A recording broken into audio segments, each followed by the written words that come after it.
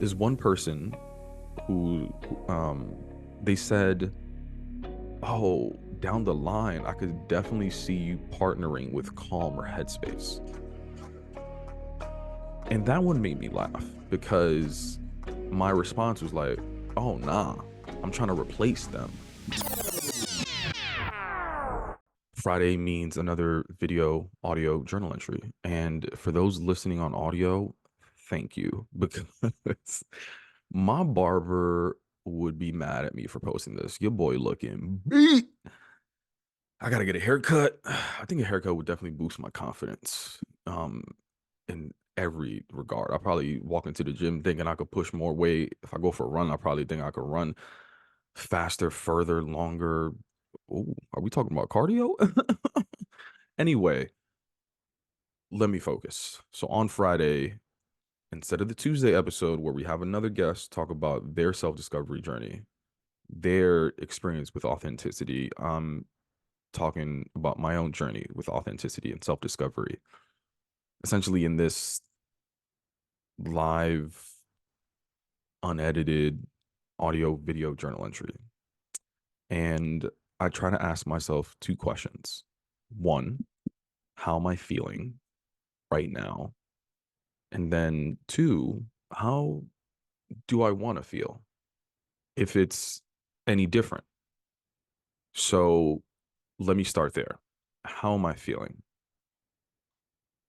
And I can't help but be a little bit reflective on recording this by recording this on a Friday because Fridays are my days when I look back at the week and try my best to celebrate despite how rough, challenging, etc. the week has been.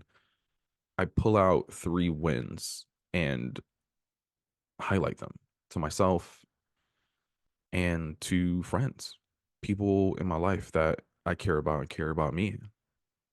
So I'm not going to go through all three of them, or maybe I will because who knows where this journal entry will go. It's not like I have a script. But I am feeling proud. I am so proud of myself because for the month of March, I've been dedicating it in my head as a month to get over a lot of the fears that I've had as an entrepreneur, a lot of fears that I've had as a startup founder, particularly working in tech. I spoke about this in a previous episode, but this idea of like, yo, if I talk specifically about the functionality, some of the features, the benefits that I can bring to people, organizations, etc. If I talk about some of these things more openly, then someone's just going to copy it. And, because I put in the work, I know that a lot of those things are not in my control. And I know that a lot of those fears, although I've seen examples of them, doesn't mean that it's going to happen to me. I know because I put in the work that a lot of this is emotional reasoning. I know that these are stories that one of my many inner voices are creating in my head. That said, it's been challenging fighting that. But I told myself that if we're launching in May, I need to talk about this app that we're launching and everything else that we're working on more openly. Because if I want people to use it, then people need to know about it, right? So, when I did the Love is Blind content, if you follow us on Instagram, if you know, you know. If you don't, go follow us so that you can see the content. I'm posting on other social medias as well, but this one was like a photo carousel. But I did a Love is Blind post essentially saying, like, yo, Netflix, if I was working on Love is Blind, I would give people this app and it'll help them make better decisions for these life-changing moments that they're about to experience, right? But then I did another one this week where I was essentially sharing one of my previous journal entries. And instead of screenshots in this photo carousel type of way on Instagram, I actually, and I mean, I essentially did a demonstration on video on what the app looks like. And then I used that video as a green screen in the background and then put my face in the front and said, hey, if you click this button right below, it'll send you this. It'll send you to this page. And this page is blah, blah, blah. So I was literally, it was like I was doing the focus group, but for the world. And not necessarily collecting feedback, but in the focus group, I would walk people through some of the features and functionality and tell people why we were building it and the benefit that they get from it, etc. Right? That was a scary moment for me because it's like the evolution from showing people screenshots and like a little blurb around what it is to this is a video walking you through it. And with a video, you can see more about the UI, the UX, like how it looks, the colors, how one page goes to the next, and all, you know what I mean? And for me, it feels even more realer and even more of an opportunity to copy me. You know what I mean? Or copy us and what we're building. So that was a little nerve-wracking, not gonna lie. So I posted that on Instagram, I posted it on LinkedIn, I posted it on TikTok, and I told myself, listen, don't look at the views, don't look at like don't gauge success on that. And I have to remind myself every day about that. But I can't lie and say like what I want to do is literally just check the box, right? Because that's me getting over my fear. Talking about it is checking the box. Talking about it more openly is helping me get over that fear. But it was also kind of fun to record.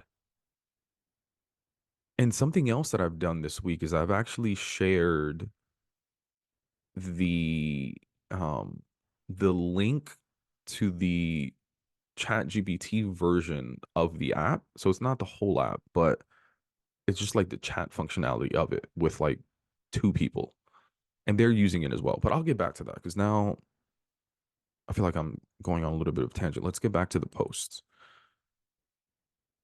It that the feedback on the post was validating and reminded me why I needed to continue to talk about this, right? So someone that I would say is close to, well, not close to me necessarily, but I'm saying like is close to the universe, which is Plurawl, right? Like they're aware of the podcast, the brand. They were even aware that we were launching an app.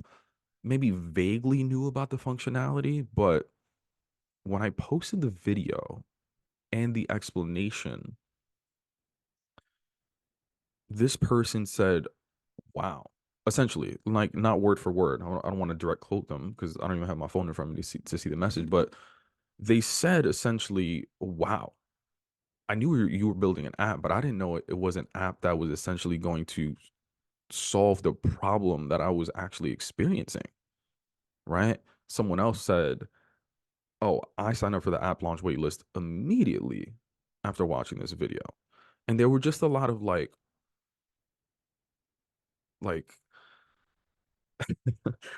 if you're watching on video, you know what I'm talking about, but on audio, I just did like an open mouth emoji, kind of like a very surprised. I did a facial expression. I can't even talk. I did a facial expression that resembled like the open mouth emoji that's like surprised, right? It was a lot of that, and it was like, oh, this is fire, this is dope.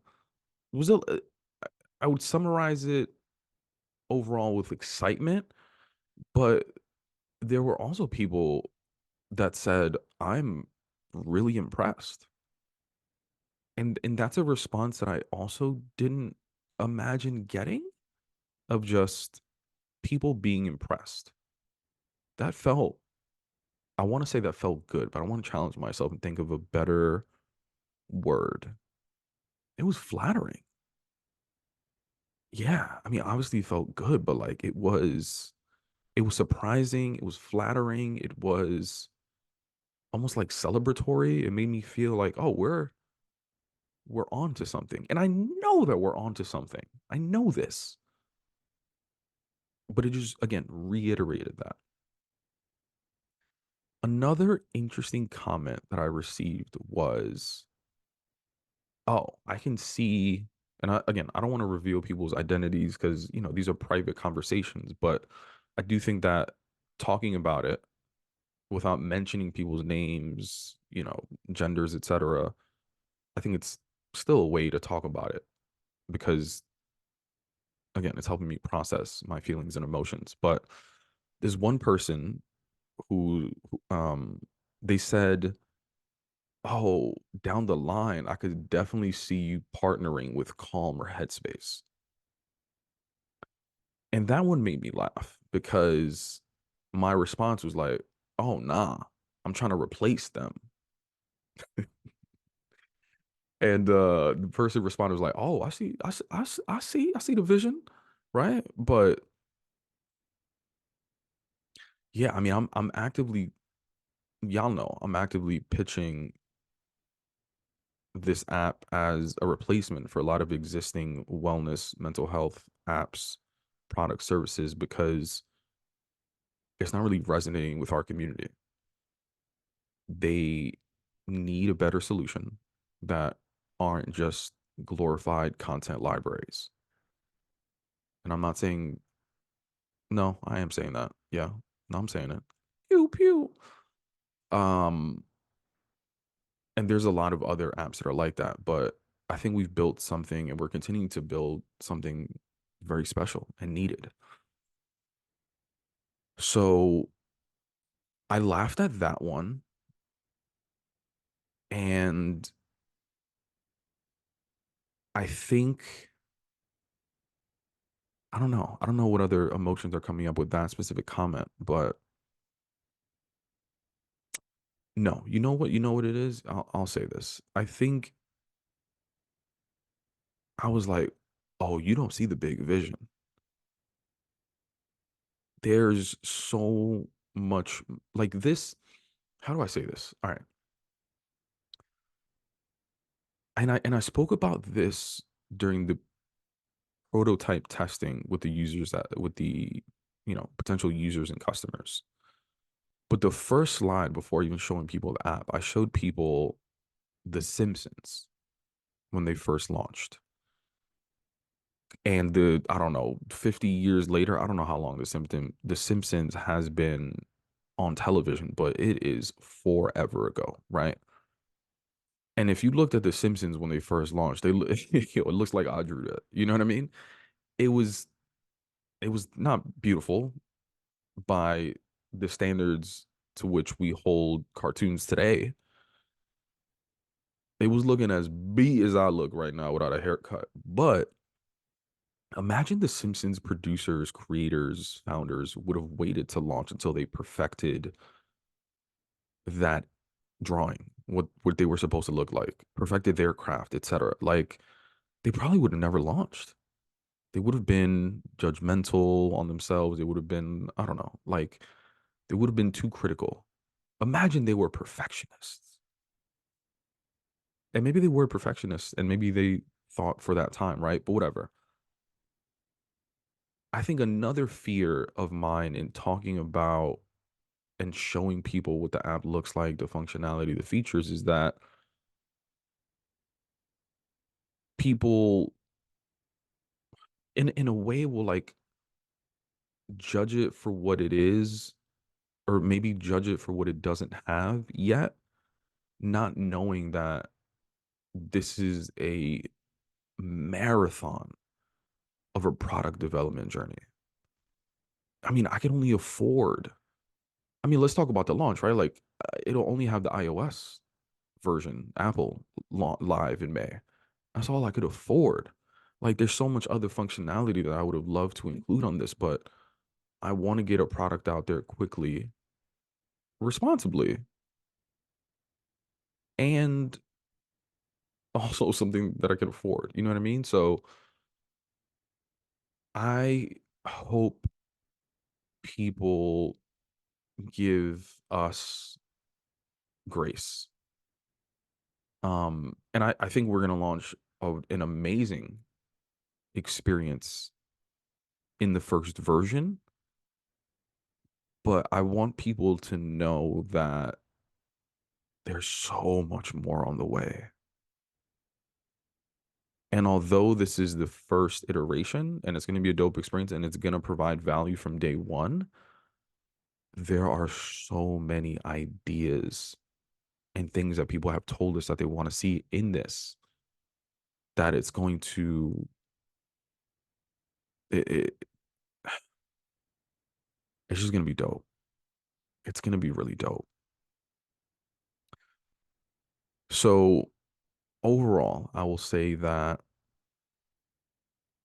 me feeling proud of myself and me diving first into diving head first into this, I don't know, pool of insecurity, fear, etc., has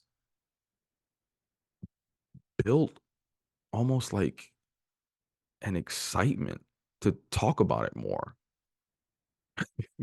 Yeah, like it's kind of like, all right, now that I'm not as scared to talk about it, now let's get really creative on how I talk about it, how I show y'all examples of you potential use cases for this app. You know what I mean? Like, and it's a way where like I've been wanting to scratch this creative content producing itch for so long. I've wanted to show people what we've been building for so long, yet I didn't feel comfortable talking about it. And now that I've started to talk about it, now it's just like, oh, we out. We out. Like I'm so excited to create more content about this and show people. And I'm just really excited. I'm very, very excited. I'm in a really good place right now where I am excited and eager to show people this app. So eager and excited that the app isn't even built yet. I mean, it's in the process, right? I have a meeting with the engineering team on Monday where they're going to walk through their progress in building it, but we're still on track to launch on time. That said, I've been testing myself the GPT version that we're going to launch in the ChatGPT store as well. So we're gonna have an iOS version in the Apple Store in May. We're also gonna have the GPT. So essentially, it's like the Plurawl AI will be like essentially like a personalized ChatGPT for the self-discovery process, right? So I've been having two people actually just this week. I gave them access to it, test it, and it's been really dope seeing their reactions to it as well. That's an even additional step of encouragement because they were like almost surprised about like how good it was. Like somebody said, yo, they'd be asking the most like, yo, it'd be the simple questions that be having me stumped, you know? Uh I don't know. I'm just excited. I'm just really, really excited to have more people test it. So yeah, how do I want to feel? I want to continue to ride this feeling forever. I want to continue riding this wave forever. So uh that's it. How do I want to feel? I want to continue feeling this feeling. I want to continue feeling purposeful, prideful, and just eager and excited to put it into people's hands. That's it. You already know. Let's let's check in next week. And hopefully I'm feeling the same. But yeah. What about you? When is the last time you felt this feeling of excitement, of eagerness to even like share what you've been working on? And we're all working on something, whether it's ourselves Whether it's work, whether it's something personal, we're all working on something. But are you being limited by the same fears that I've been experiencing? Of like, well, what will people think? How will they react? Will it be received positively? What if no one even sees this? Can I still be successful even if I don't talk about it? And then what I've been experiencing is like, what if people steal this idea? Think about it. Think about it. Journal on it. And hopefully pretty soon you can journal and talk about it with the Plurawl AI app coming soon in May. If you haven't already, sign up for the app launch waitlist.